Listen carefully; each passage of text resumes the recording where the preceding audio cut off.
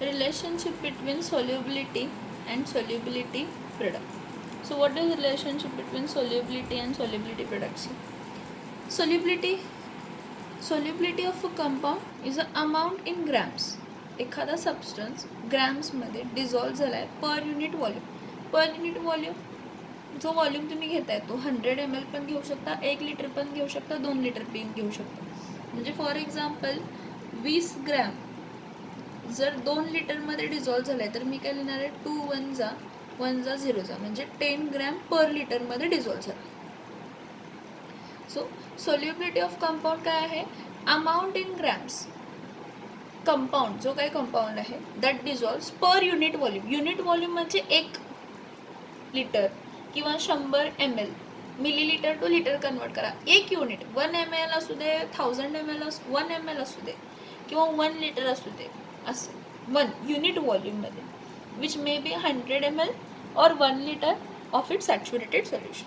मग molar solubility, moles हा शब्द लक्षात घ्या. मोलार सोल्युबिलिटीमध्ये what is molar solubility? Molar solubility म्हणजे number of moles of that compound dissolved in 1 liter of solution. dissolved in 1 liter of its solutions. आणि तो सोल्युशन कसा असायला पाहिजे तर सॅच्युरेटेड. तो सोल्युशन कसा असायला पाहिजे? Saturated. So what is molar solubility? Number of moles of compound that dissolve to give 1 litre of saturated solution. 1 litre saturated सोल्युशनसाठी किती number of moles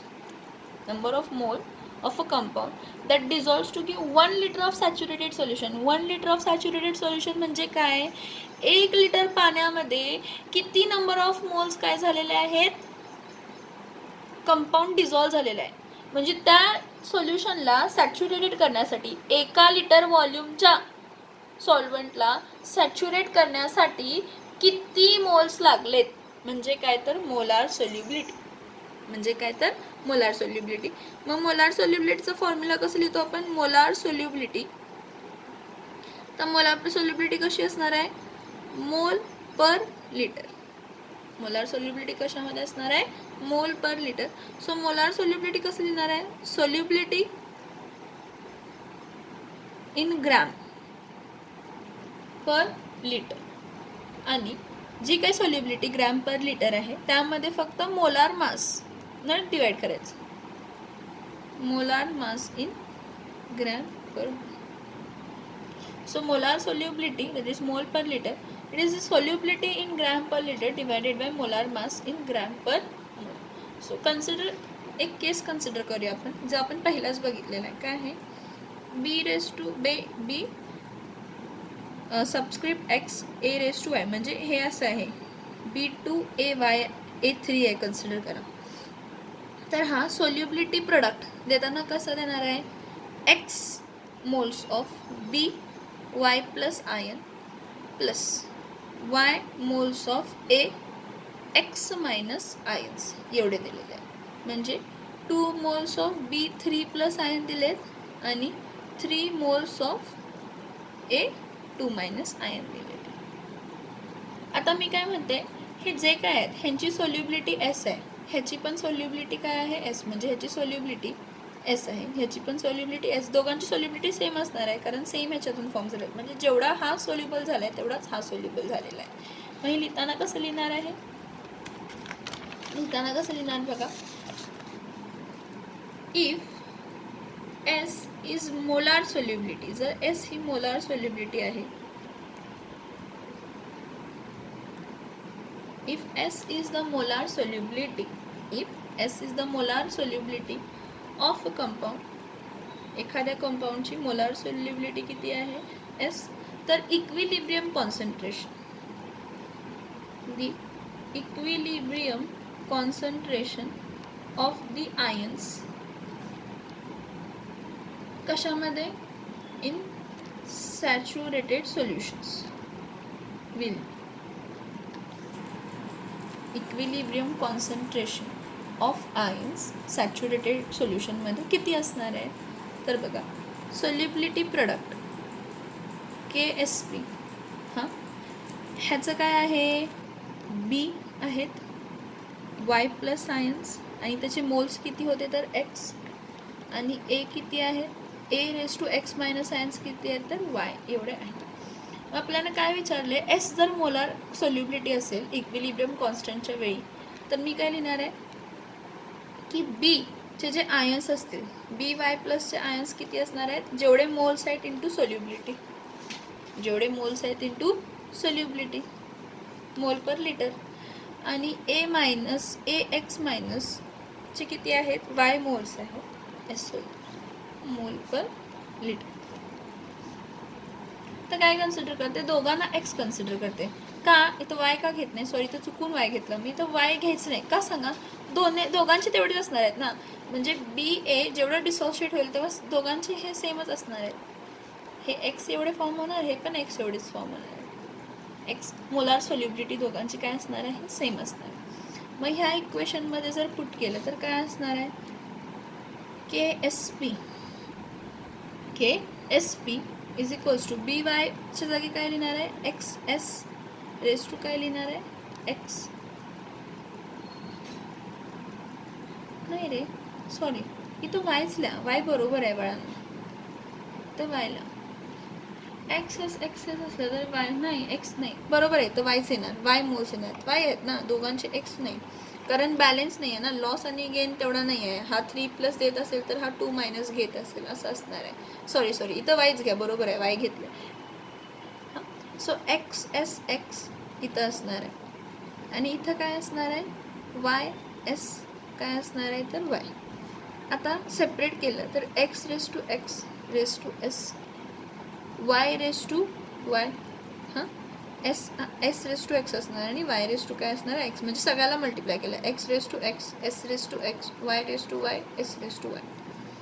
so X raise to X, Y raise to Y, आणि S raise to X आणि S raise to Y आहे. ह्याला करताना कसं लिहायचं बघा, X raise to X, Y raise to Y, S इथं काय येणार एक्स प्लस वाय. का सांगा, A raise to M into A raise to N काय असते, ए रेस टू एम प्लस काय असते, एन असते. ए रेस टू एम प्लस काय असते तर एन असते. पण आपल्याला सोल्युबिलिटी प्रोडक्ट काय मिळणार आहे, X raise to X, Y raise to Y, solubility into solubility raise to X plus काय असणार आहे तर वाय असते. समजते का बघा, हा के एस पी हे एवढं आहे. मग बी वाय प्लसचं कॉन्सन्ट्रेशन किती आहे, X moles into solubility, A एक्सचे किती असणार आहेत, वाय मोल्स इंटू सोल्युबिलिटी, हां ना. So K S P X S raise to X, Y S raise to Y, ह्याला सेपरेट केलं, X raise to S, S raise to X, Y raise to Y, S raise to Y केलं, X raise to separate केलं, हे separate केलं, S raise to X Y, S raise to X, S raise to Y, ब्रॅकेटमध्ये S raise to काय टाकायचं, X plus Y. So K S P is equals to X raise to X, Y raise to Y in bracket X S raise to X plus काय असणार आहे तर Y असणार. So for example इथं काय असणार आहे, for a G B R. आता ए जी बी आरसाठी काय असणार आहे, ए जी बी आर सॉलिड स्टेटमध्ये असेल तर रिव्हर्सिबिली तो काय देणार आहे, ए जी प्लस ॲक्वस बी आर मायनस ॲक्वस. ठीक आहे. आता इथं एक्स रेस टू बघा की 1 आहे ना, इथं 1 मोल आहे, इथं पण काय आहे 1 मोल आहे, वाय इज इक्वल्स टू पण काय आहे 1 आहे. मग के एस पी किती येणार आहे, K S P is equals to काय असतं, X raise to X, Y raise to Y, आणि एस एक्स प्लस काय असते वाय असते. एक्स रेस टू एक्स म्हणजे 1 raise to 1 into 1 raise to 1 into S जी काय असेल तिथं 1 प्लस इथं काय येणार आहे 1, म्हणजे इथं काय येणार आहे एस रेस टू काय येणार आहे 2, कारण 1 इंटू 1 इज 1, तर एस रेस टू काय येणार आहे 2. सोल्युबिलिटीज प्रोडक्टचं स्क्वेअर काय येणार आहे, के एस पी किती येणार आहे तर 2 येणार, K S P is equals to काय येणार आहे. आता पी बी आय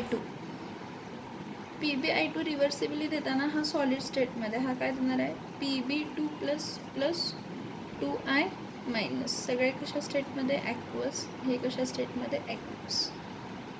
आता इथं देत असताना कसं देणार आहे, P B I two solid स्टेटमध्ये आहे ना, पी बी 2 प्लस ॲक्वस आहे आणि प्लस 2i मायनस काय आहे ॲक्वस. ह्याचं देत असताना कसं देणार बघा, के एस पी कसं असतं, के एस पी कसं असतं, X raise to X, Y raise to Y, हां आणि एस एक्स प्लस काय असतं वाय. आता एक्स रेस टू एक्स म्हटलं, एक्स रेस टू एक्स म्हणजे किती येणार आहे ह्याचं 1 रेस टू काय येणार आहे 1. तर Y raise to Y, Y किती आहे तर 2, 2 रेस टू काय येणार आहे 2 in S raise to X म्हणजे 1 आहे, वाय रेस टू काय 2, 2चा स्क्वेअर काय येणार आहे 2चा स्क्वेअर काय येणार आहे 4 आणि एस 1 प्लस 2 काय येणार आहे. थर्ड वन बघा, AlOH थ्राईस कसल्या स्टेटमध्ये आहे सॉलिड स्टेटमध्ये. रिव्हर्सिबली देताना कसं येणार बघा, Al3 प्लस कशा स्टेटमध्ये ॲक्वस प्लस 3 OH मायनस कसा असणार आहे ॲक्वस. परत इथं एक्स काय येणार आहे 1, वाय किती येणार आहे 3. इथं एक्स किती होतं 1, वाय किती होतं 2, 1 2. मग इथं KSP is equals to X raise to X Y raise to Y S X plus Y. X raise to X म्हणजे 1 raise to 1 into 3 raise to 3 into S. इथं काय येणार आहे 3 प्लस 3 3 जार 9, 9 3 जार 27, 27 एस रेस टू काय येणार आहे 4. हे काय आली तर सोल्युबिलिटी. त्यासाठी आपल्याला फॉर्म्युला कसा आला काय आला हे 1 ते 2 वेळा तुम्ही काय करा रिवाईज करा. जेवढं रिवाईज करशील तेवढं जास्त डोक्यात घेणार, एवढं लक्षात ठेवा. जेवढं रिवाईज करशील तेवढं जास्त डोक्यात घेणार. ठीक आहे, नेक्स्ट बघूया आता. नेक्स्ट काय आहे तर नेक्स्ट पॉईंट आपला आहे कंडिशन्स ऑफ प्रेसिपिटेशन्स.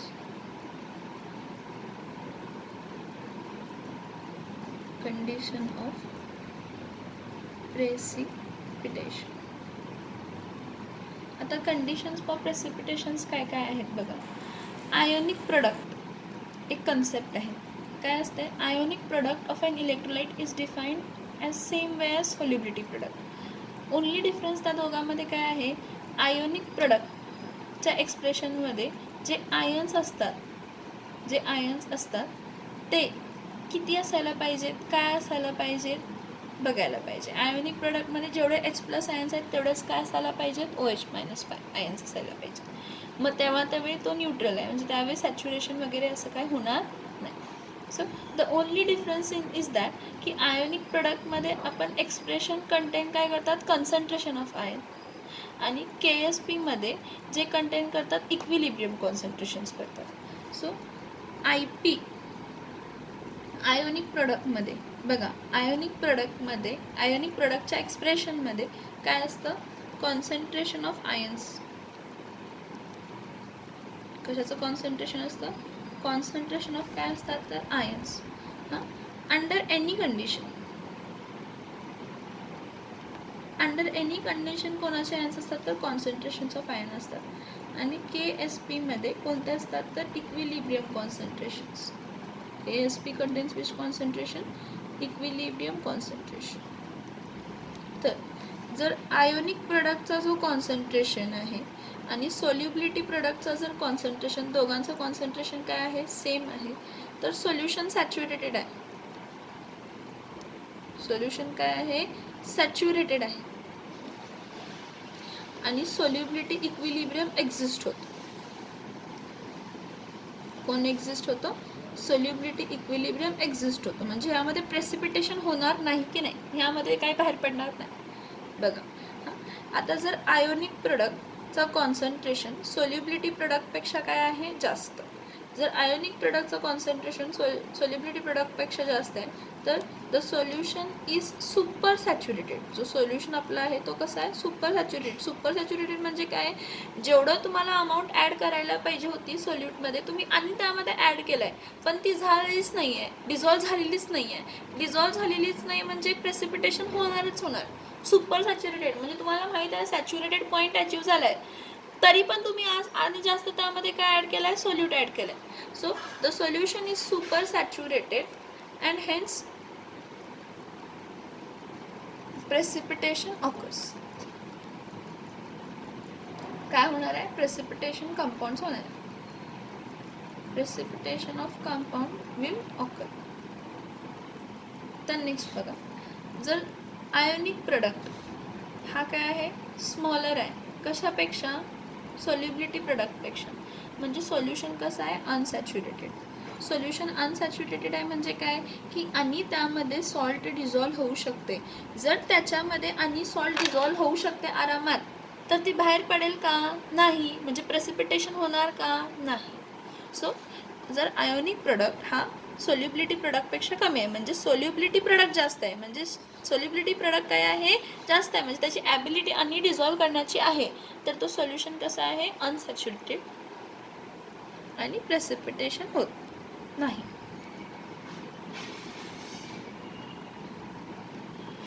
Will not.